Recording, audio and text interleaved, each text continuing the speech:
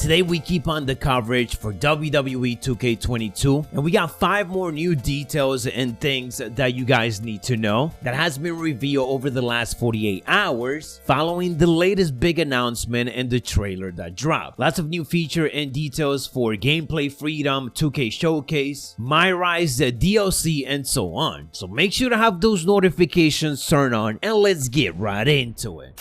And starting off with some information for the WWE 2K22 showcase, which will be highlighting the career of the cover star Rey Mysterio. And 4 new matches have already been announced for it, confirming not just some superstars that Rey Mysterio faced off against, but also arenas during this particular time that Rey Mysterio faced those opponents. First off, we got Rey Mysterio versus Eddie Guerrero at WrestleMania 21. This was the matchup that kicked off that amazing feud between Rey and Eddie, leading into that custody of Dominic match at SummerSlam. That SummerSlam matchup hasn't been confirmed yet. It's likely that we might just get a highlight package for it, as Rey Mysterio didn't confirm it during the press conference. He then went on to confirm his matchup against Shawn Michaels, which happened on the Monday Night Raw Eddie Guerrero tribute show, so that Raw 2005 arena will be there. Rey also confirmed his World Heavyweight Championship match against The Undertaker in the Royal Rumble 2010. And last but not least, according to the SmackDown Hotel, the Amazon listing for the game confirms the 2006 Royal Rumble match, which obviously is very interesting because that Royal Rumble match has a lot of superstars, a lot of legends that have not been in WWE games in forever, including that controversial one that shall not be named here. But based on how 2K has handled these situations, for example in WWE 2K16, when in the Stone Cold showcase they needed to have the Royal Rumble from 2001, what they did was that they did the final 4 for the match. The same will likely be happening here. They will include the final 2 or the final 3, that being Rey Mysterio, Randy Orton, and Triple H, and then just go on from there and you relive that big moment of him winning. Onto some other details and something that I am very excited for. They hinted previously of the fact that we are going to be getting a lot more freedom in the gameplay. Well, now we got a bit of extra details on that gameplay freedom. In his video of his first impression of WWE 2K22, as Phoenix Nitro alongside Brandon Does Everything and Simply Better, they got to try the game a bit early, and one takeaway that Phoenix Nitro indicated was that there is no restrictions on the tables and the ladders, so you are able to place them wherever it is that you want to. This was obviously a big hurdle in the previous games, something that we have been asking for them to give us that freedom since they took it away, because these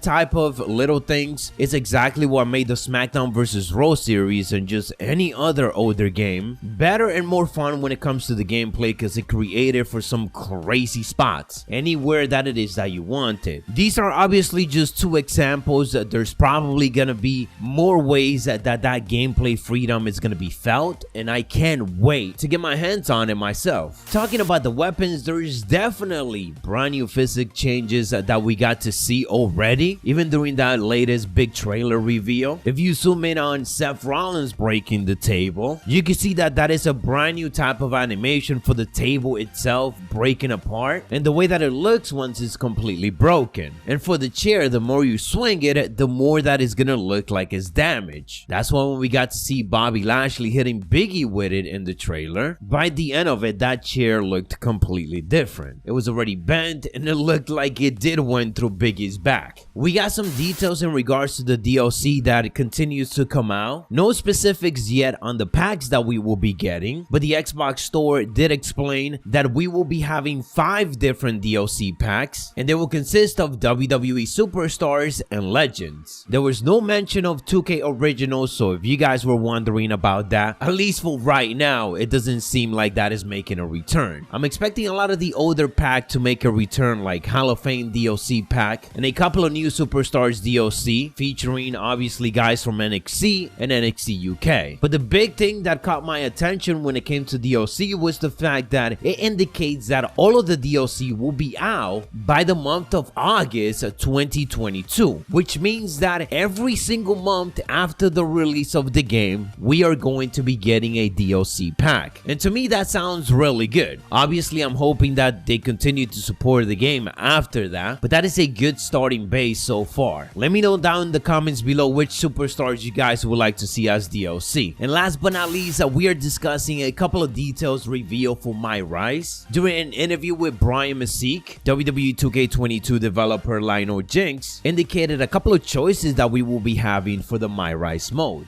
making this mode a bit different than the traditional My Career that we have gotten. It was indicated that you will have a lot of choices, even on dialogue, because it seems like MyRise is going to be a mixture of cutscenes, but also text on the screen, and we will be able to decide what to reply to certain superstars and certain interactions that we have. So we could act as a babyface or as a heel depending on the choices that we make. We get to choose which titles we get to challenge for, but also you're able to switch whichever brand you are in if you're not really liking how that is going. So if you're not liking the storylines or how they're booking you every single week, you could request to be, I guess, quote unquote traded, or just switch over to the other brand. So a lot of these choices will lead you to different paths, what titles to take, also whether your character develops as a babyface or a heel, depending on those interactions that we talked about. It was also revealed that MyRise will be 50 hours long between both the male and the female stories, because they're separate and they are going to be having their own type of storylines. So that is what I got for you guys on this video. If you want more details that you might not know about, make sure to check out previous video and also the one coming up, as we still got a lot much more to cover and things continue to get revealed. Drop a like on the video, make sure to have those notifications turned on, stay savage, and I'll catch you on the next one.